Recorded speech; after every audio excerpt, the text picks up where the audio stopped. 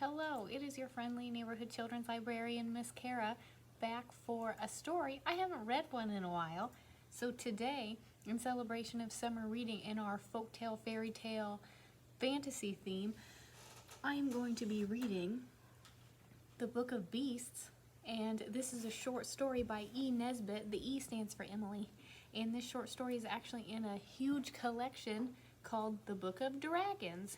And if you want to read the book after this video, we have the book here in the picture book section, or if you want to read it for free online, it is on a website called Project Gutenberg, and you can read it for free just from your computer. This book was written in 1900, which was 120 years ago, but I still think it's fun and relevant, and it's got dragons in it, so you know. Let me get started here. Oh, and I forgot. So I'm not going to hold up the book, and I have never done this before, but I'm going to hold up props instead. So for the story, we're going to be using my props and your imagination. All right, here we go. Lionel happened to be building a palace when the news came. And you know what? He was sitting in his library that probably looked like this. And his nurse came in quite suddenly and said, "Master Lionel, dear, they've come to fetch you to go and be king." Because, you know, that happens all the time.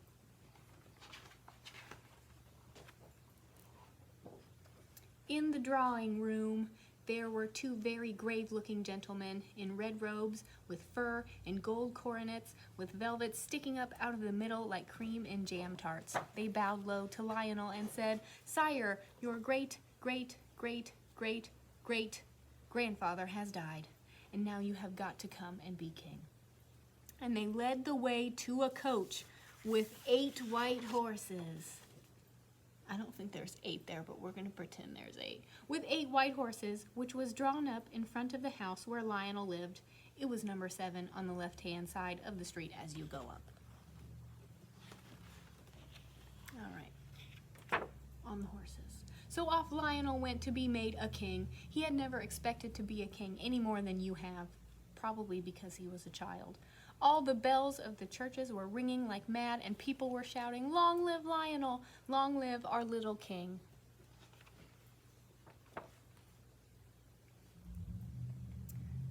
And then Lionel says, "I'm sure there hasn't been a king for some time, right?" The grave gentlemen, who were the chancellor and prime minister, explained, "Since your great-great-great-great-grandfather's death, your loyal people have been saving up to buy you a crown." And Lionel says, "But didn't my grandfather have a crown?" Here's my crown for today. I made this myself, thank you. And they said, "Yes, he had a crown, but he sold it to buy books." This is my kind of king. A very good king he was, but he was fond of books. Just then, the carriage, stopped, and Lionel was taken out to be crowned. And I bet his throne looked a little something like this. Being crowned is more tiring than you would suppose, and by the time it was over, and Lionel had worn the royal robes for an hour or two, and had had his hand kissed by everybody, he was quite worn out, and was very glad to get into the palace nursery.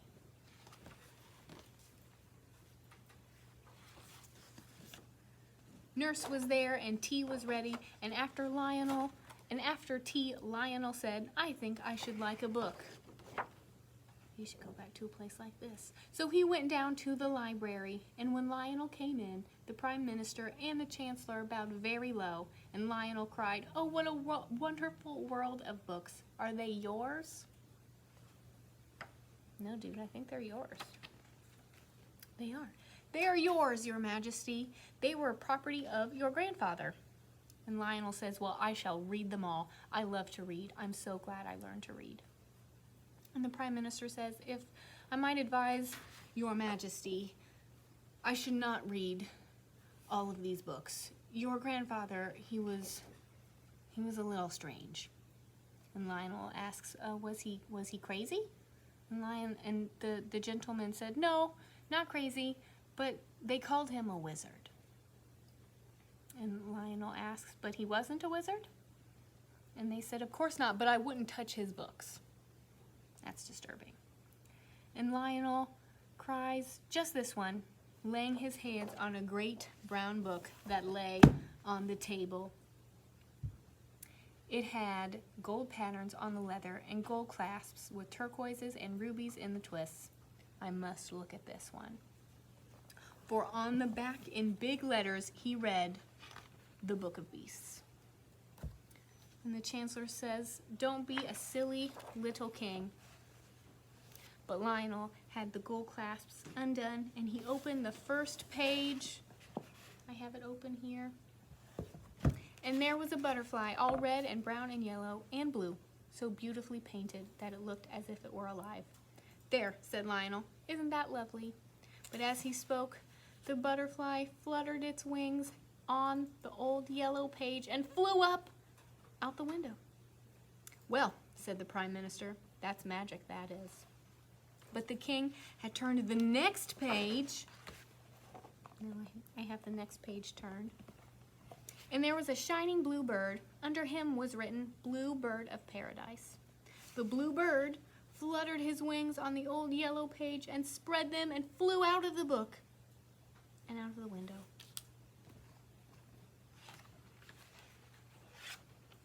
Then the Prime Minister snatched the book away from the king and shut it and put it on a very high shelf.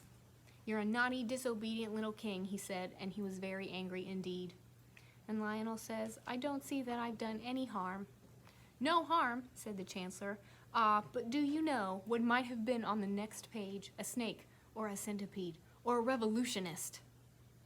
That's a joke for the adults out there. "Well, I'm sorry," said Lionel. "Come, let's kiss and be friends." So he kissed the Prime Minister, and they settled down for a quiet game of noughts and crosses. I think that's X's and O's. While the Chancellor went to add up his accounts. Good night, everybody. But of course not quite. When Lionel was in bed, he could not stop thinking about that book. And when the moon was shining with all her might, he crept down to the library. Of our library again. That awesome library. And he climbed up and he got the Book of Beasts. He opened it and he saw the empty pages with butterfly and blue bird of paradise underneath. Then he turned the next page. There was some sort of red thing sitting under a palm tree, and under it was written, "Dragon." The dragon did not move, and the king shut the book rather quickly and went back to bed. So for anybody keeping note, the book has been shut, and there is no dragon that has escaped. Yet. Right? But the next day he wanted another look, naturally, right? You want to see the dragon. So he got the book out into the garden, and when he undid the clasps, the book opened all by itself. In the picture with the dragon underneath, of course that was the page that it fell open on, and the sun fell full upon the page.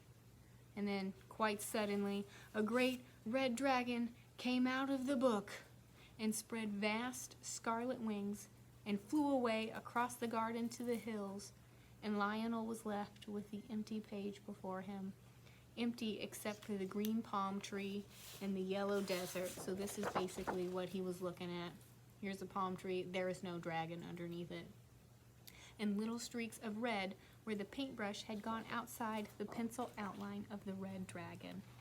Now we're all in trouble because there's a giant red dragon. I mean, nothing's gonna go wrong, right? Lionel began to cry. He had not been king for 24 hours, and already he had let loose a dragon to worry his faithful subjects. And they had been saving up for so long to buy him a crown and everything. Then the Chancellor and the Prime Minister and the nurse all came running to see what the matter was. Lionel, in floods of tears, said, "It's a red dragon, and it's flown away to the hills." And when the Chancellor and Prime Minister saw the book, they said, "You naughty little king, put him to bed, nurse." And they hurried off to consult the police to see what could be done. Everyone did what they could. They sat on committees and stood on guard. They lay in wait for the dragon, but he stayed up in the hills. That's fine. That sounds great. He's staying away. We're not causing any problems. Never mind, I just turned the page. Then on Saturday in the afternoon, the dragon suddenly swooped down. Here he is swooping on the common in all his hideous redness and carried off the soccer team, the umpires, the goalposts, the soccer ball, and everything. Uh-oh, he's eating people now. On the following Saturday, he ate the Parliament and an orphanage the Saturday the day after that. Lionel was very, very unhappy. He felt that it was his duty to do something. The question was what? The bluebird that had come out of the book was singing nicely in the palace rose garden. Remember this one? Singing nicely. And the butterfly was also very tame. So Lionel saw that all the creatures in the Book of Beasts could not be wicked like the dragon, and he thought, suppose I could get another beast who could fight the dragon. This does not seem super great. I don't feel good about this. So he took the Book of Beasts out into the rose garden, and he opened up the page next to the one where the dragon had disappeared. And he saw the word core, but he felt the middle of the page swelling up thick with the creature that was trying to come out. And it was only by putting the book down and sitting on it suddenly very hard that he managed to get it shut. Oh, we're shutting it again. Then he fastened the clasp and sent for the Chancellor, who had been ill that whole week, and he had not eaten with the rest of the Parliament. And he said, this is Lionel. What animal ends in core? And our Chancellor says, the manticore, of course. What is he like? Asked the king. He is a sworn foe of dragons, said the Chancellor. He drinks their blood. He is yellow and red, with the body of a lion and the face of a man. I wish we had a manticore here now, but the last one died years ago. It's the worst luck. Then the king ran and opened the book at the page that had core on it, and there was the manticore, just as the Chancellor had described. And in a few minutes, the manticore came sleepily out of the book, rubbing his eyes and meowing. And Lionel said, go and fight the dragon. You think this could beat a dragon? It's kind of weird looking, a little scary. But then the manticore put his tail between his legs, and I think we all know what that means. He went and hid behind the town hall, and at night, when the people were asleep, he went around and ate all the cats in town, and then meowed more than ever. Well, that didn't do any good. Now we have another creature eating things. On Saturday morning, the dragon tends to come out on Saturday mornings. On Saturday morning, the dragon came looking for the manticore, who was not at all the dragon fighting kind, and found him trying to hide himself in the post office among the 10 o'clock mail. The dragon fell on the manticore at once, and the meowing was heard all over town. There was a sad silence, and presently the dragon came walking down the post office steps, spitting smoke and tufts of manticore fur. The dragon was a nuisance for the whole of Saturday, except during the hour of noon, and then he had to rest under a tree, or he would have caught fire from the heat of the sun. You see, he was very hot to begin with. So that's probably why he was under a palm tree on his page in the book. So the king said, nurse, dear, kiss me in case I never come back, but I must try to save the people. And the nurse says, well, if you must, but don't tear your clothes or get your feet wet. So off he went. The bluebird sang more sweetly than ever, and the butterfly shone brightly. And Lionel once more carried the Book of Beasts out into the rose garden. Oh, I have a garden. This is what our garden looks like. Out into the rose garden and opened it very quickly so that he might not change his mind. The book fell open almost in the middle, and there was written at the bottom of the page, hippogriff. And before Lionel had time to see what the picture was, there was a fluttering of wings and a stamping of hoofs and a soft, friendly neighing. And out of the book came a beautiful white horse with long, long white mane and long, long white tail. And he had great wings, like swan's wings, and the kindest eyes in the world, and he stood there among the roses. The hippogriff rubbed his silky soft, milky white nose against the little king's shoulder, and the bluebird's song was very loud and sweet. This is pretty awesome. Do we think this can beat a dragon? Do we know? Then suddenly the king saw coming through the sky the great wicked shape of the red dragon. Uh-oh, here we go. How do these two look together? And he knew at once what he must do. He caught up the Book of Beasts and jumped on the back of the gentle, beautiful hippogriff and leaned down, and he whispered in his sharp white ear, "Dear hippogriff, fly your very fastest to the pebbly waste."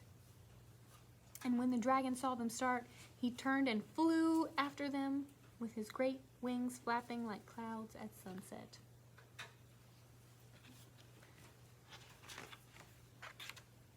But the dragon could not catch the hippogriff, because he might be fast. The red wings were bigger than the white ones, but they were not so strong. And the white-winged horse flew away, away, and away with the dragon pursuing till he reached the very middle of the pebbly waste. Now the pebbly waste is like parts of the seaside, all round, loose, shifting stones, and there is no grass there and no tree within 100 miles of it. Lionel jumped off the white horse's back in the middle of the pebbly waste, and he unclasped the Book of Beasts and laid it open on the pebbles, I think to the dragon page, right? He was flying very feebly, the dragon, and looking everywhere for a tree. For it was just on the stroke of 12. That's his nap time, remember? The sun was shining like a gold guinea in the blue sky, but, again, there was not a tree for 100 miles.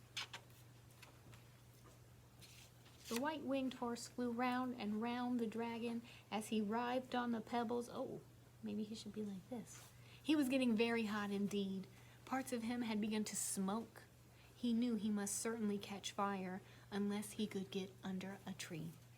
He made a snatch with his red claws at the king and hippogriff, but it was too feeble to reach them, and besides, he dare not overexert himself for fear he would get any hotter. It was then he saw the Book of Beasts lying on the pebbles, open at the page, with dragon written on the bottom.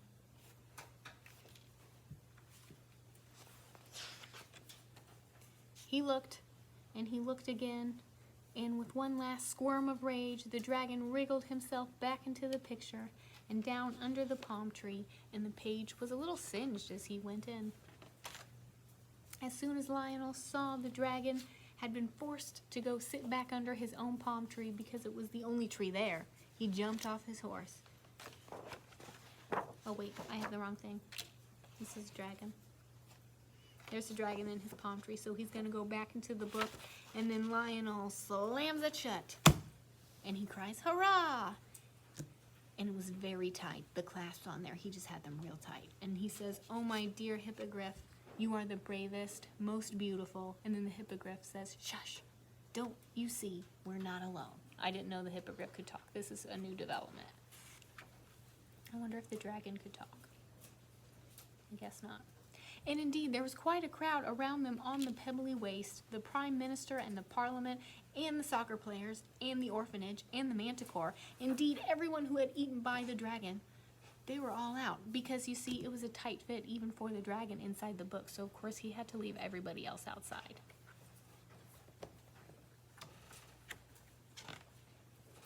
They all got home somehow and lived happily ever after. When the king asked the manticore, there's our little manticore, remember him? He's back, yay.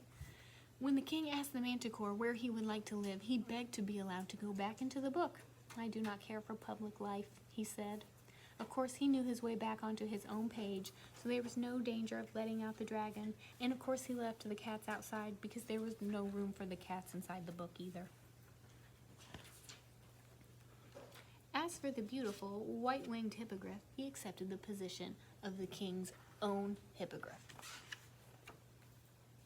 And the blue bird and the butterfly sing and flutter among the lilies and roses of the palace garden to this very day. Alright, so that was, I'll hold up the cover of the real one, The Book of Beasts by E. Nesbit. And I hope you enjoyed this story. And like I said, you can come to the library and check this out, or you can go to Project Gutenberg online and read it for free. Thanks for listening. Video. I almost forgot. So now that you listen to me read a dragon story, you should come in and get our, hi Miss Tammy. You should come in and get our to-go crafts on our desk because Miss Deb is, let's see if I can do it. She's making dragon crafts for you. Should I go? Yes. Oh my gosh, that's so awesome. So please come in, and they'll be at our desk until they run out. Bye.